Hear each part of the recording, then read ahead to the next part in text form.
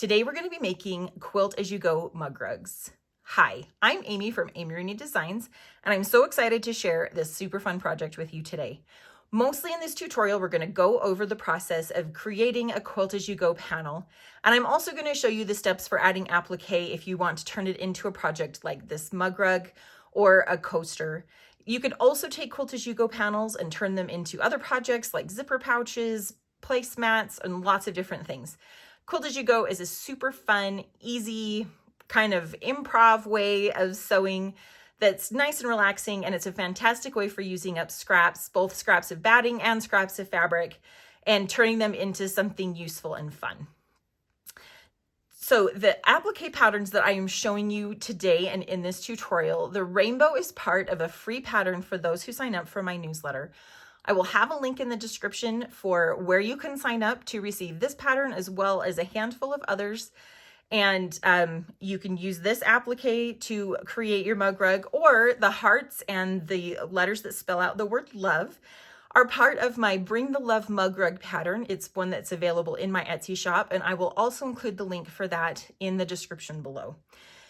If you don't want to use either of these applique patterns, you can totally make up your own. You could fussy cut around fabric and use that to create applique, or you can just use up scraps of your favorite fabrics and let the fabrics speak for themselves.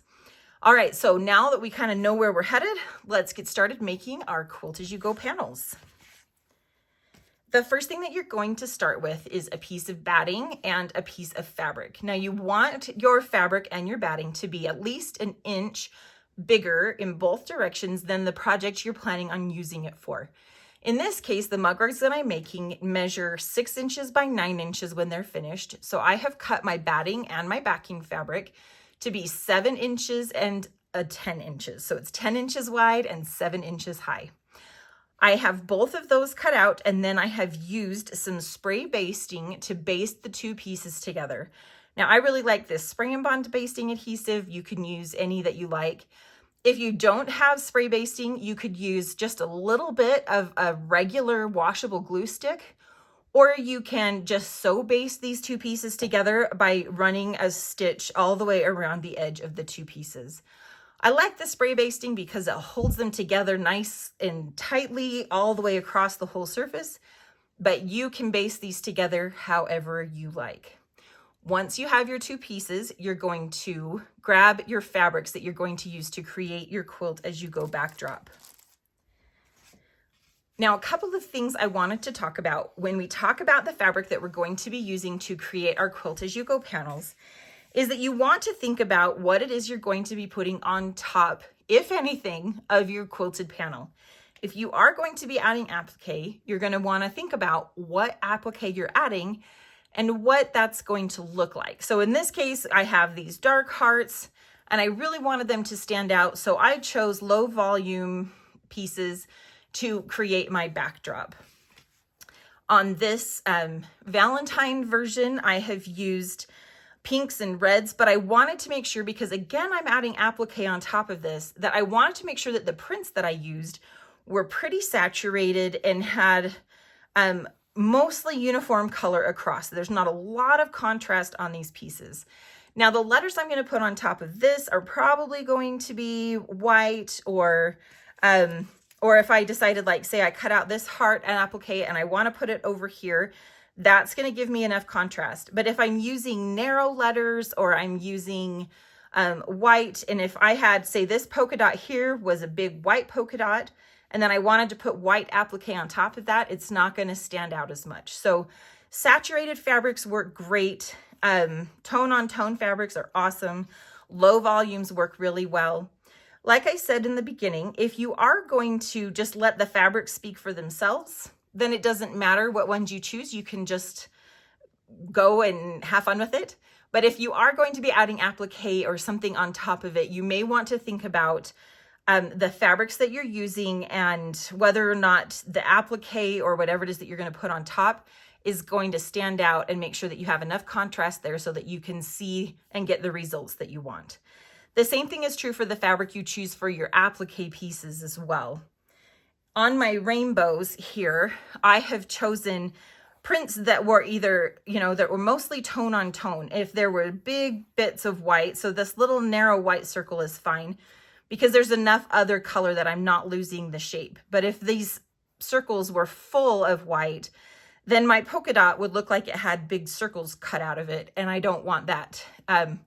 Don't want that look. So you want to make sure that you're paying attention to the size of the pieces that you're going to be making into applique, and also what they're going to be on top of, to make sure that you're not going to lose any of your applique in the process, and also to make sure that there's enough contrast so that that piece is going to stand out all the way. Now, once we've chosen all of our fabrics, we're going to gather our scraps that we're going to use for our Quilt As You Go background, and then I'm going to meet you over at the sewing machine. Okay, so I'm going to start with just a bunch of low volume. You can use whatever kinds of fabrics that you want. And I'm going to pick a smallish piece for my beginning piece. And then you can just set it wherever you want. It's totally up to you. Sometimes I like to build it from one side. Sometimes I like to build it from the middle. It's totally a preference thing. And just depending on the look that you're going for, and really what kind of project you're going to put it into. If you're going to turn it into like a mug rug, like we're making today, you may want to offset it where you start, because that's going to be the smaller pieces and kind of more detailed quilting, and then leave kind of a bigger piece, an open piece, if you're going to add applique to it or something. If it's going to be a zipper pouch, it's really not going to matter. You can kind of do it however you want. And then you also need to decide kind of how many pieces, how much quilting you want. If you want lots of little pieces, you're going to want to start with small pieces. If you want it simpler, you can work with wider, bigger pieces as you go. Totally up to you. I usually just kind of let the pieces of fabric that I have dictate what I do, but that is totally a matter of preference. So I'm going to start with this one, kind of start right in the middle. And so then the next thing I'm going to do is pick the second piece of fabric that I want to go on it. So I'm going to find a piece that is kind of similar in width to that one, if I can. Now a lot of times I will end up cutting down a piece if I need to. This one is pretty close. So I am just going to cut a small piece of this. And actually what I may do, I'm going to cut one that is as long as this is wide. So I'm going to kind of fold this over, press a crease in it, and then I'm just going to use my scissors to trim down that piece. And then I will use this piece, because I've just cut it so that it's the same size to fit right there, and I'm going to sew right along that edge. I'm going to use a 1/4 inch seam allowance. I'm going to use my stitch length the same. I am using a walking foot because I'm working with a backing layer, my batting, and these two pieces on top, and I want everything to move the same, so I find it a lot easier to get the results you want if you're using a walking foot.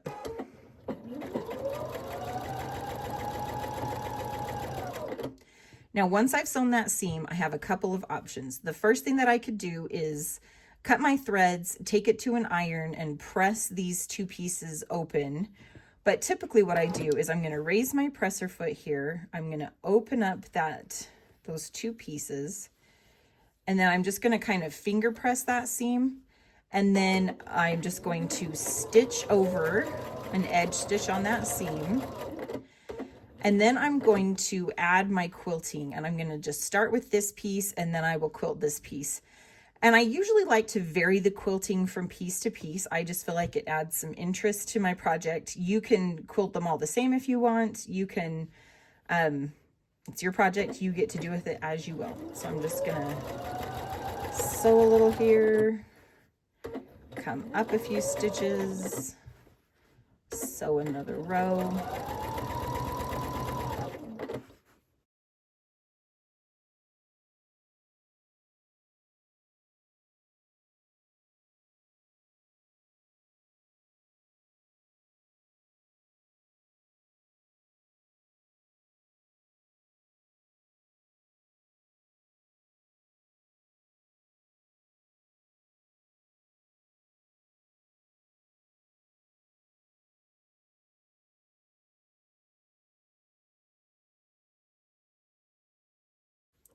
So now I have those two pieces quilted.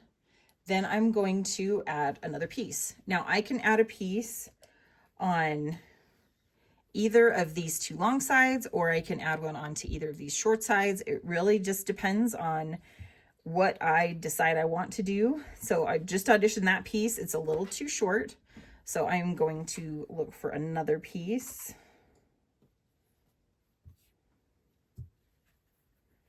And I'm going to try to not repeat the same fabric. So let's see, I have this piece here. So now that's a little too long.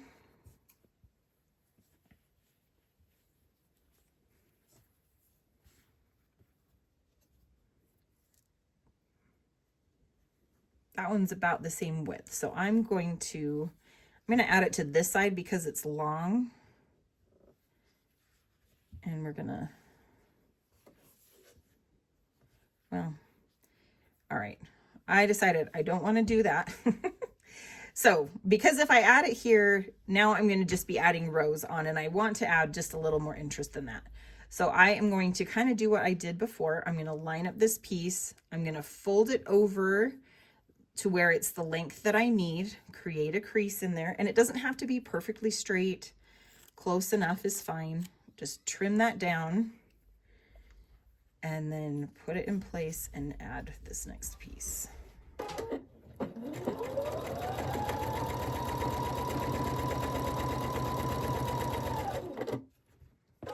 Again, I'm raising my presser foot to make it easier to open this up. You could, again, cut and trim your threads, take it to an iron and press it, and then do this part, but I find just less starting and stopping makes it easier.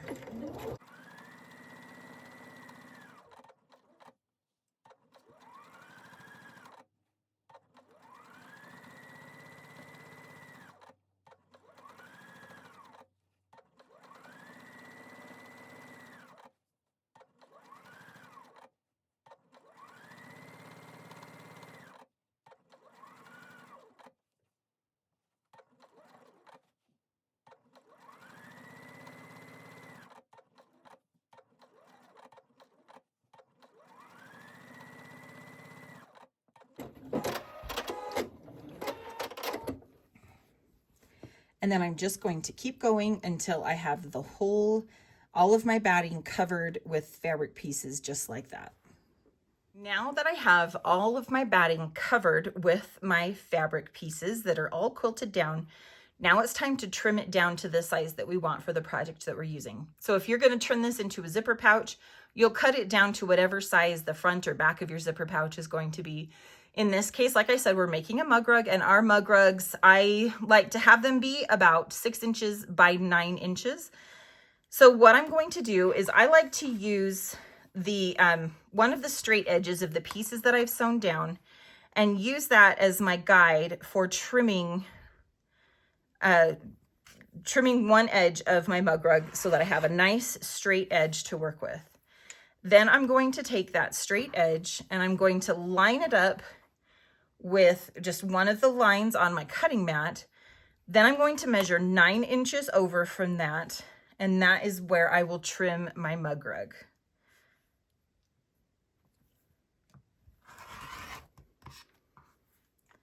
And then I'm going to repeat the same thing for the top and bottom. I'm going to use this straight edge and line up the edge of one of the lines of my ruler with it to make sure that I am getting a nice square corner.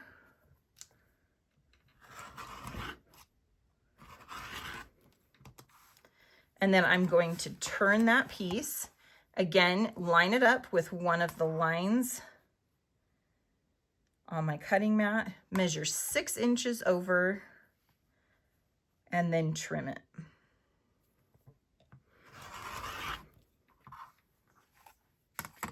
And now I have a nice squared off piece that is all quilted and ready to turn it into my project. In this case, we're going to keep going forward. We're going to start making our applique, and we're going to turn this into a Valentine mug rug. To create your applique, you're going to want to print or trace your applique pattern onto the paper side of some fusible adhesive that is sewable. Now there's fusible adhesive that is non-sewable and fusible adhesive that is sewable. Make sure yours is sewable or your machine is going to get real mad at you. Once you have your pattern printed, now I really like to use this because this is a printable version and it's something I can just put right through my printer. Then I don't have to trace any pieces, but you can go ahead and draw it onto that as well. Once you have your pattern printed onto the paper side, then you are going to cut out around your pieces. Now, if you are going to have each different heart be an individual color, you'll separate each of them, but you want to make sure that you're leaving a slight margin around each piece so that you can fuse it to your fabric. This is going to do two things for you. One, you don't have to cut super accurately twice. You can just do it once.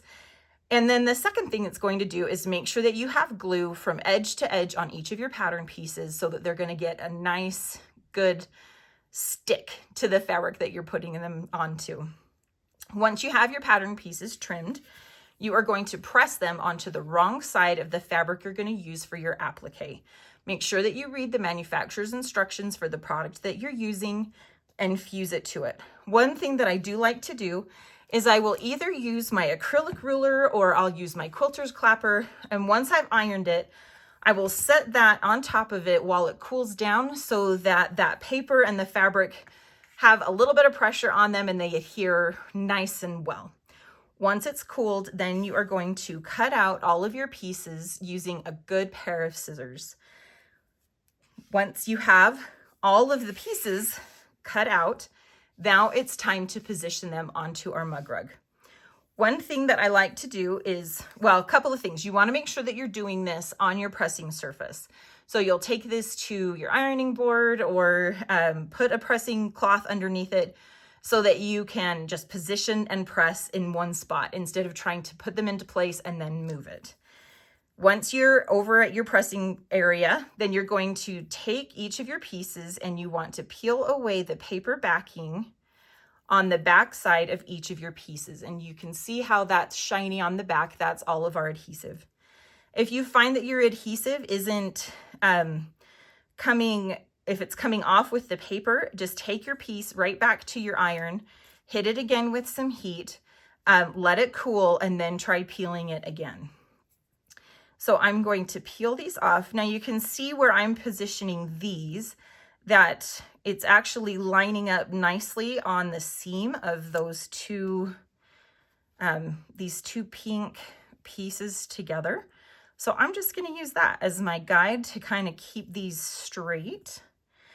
But if you don't have a convenient seam just like that to use as your guide, the other thing that I like to do is use an acrylic ruler, and I will just line it up with whatever edge I am positioning my applique on. So in this case, I have my love going across the bottom. And I will just use that to make sure that all of the pieces are getting lined up. One thing to keep in mind when you're positioning your applique on your mug rug is that you want to keep in mind that you're going to be adding binding to this when you get to the end of your project. So you want to make sure that you're accounting for the width of the binding that you're using and then a little bit of space between that and your applique.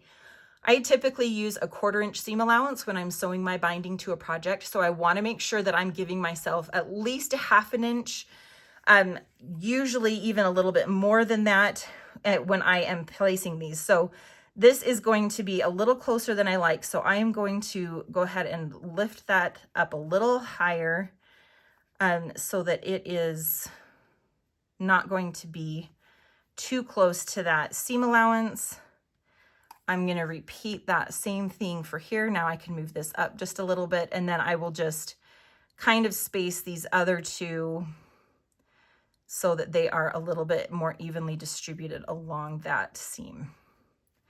Then I will, again, follow the manufacturer's instructions for whatever adhesive that you're using and fuse those applique pieces onto your mug rug. Once you have that done, then you'll take it to your sewing machine and you'll sew around each of the letters. So you can see that I've started sewing them down. See if I can get closer on here. So I've sewn around the L and the outside of the O. I like to leave my walking foot on my machine to do this, My personal preference is just a straight stitch because it's nice and classy and quick. But you could use a narrow, short zigzag stitch. You could use a blanket stitch. You could use a decorative stitch. Anything that you like to sew around the edges of all of your applique.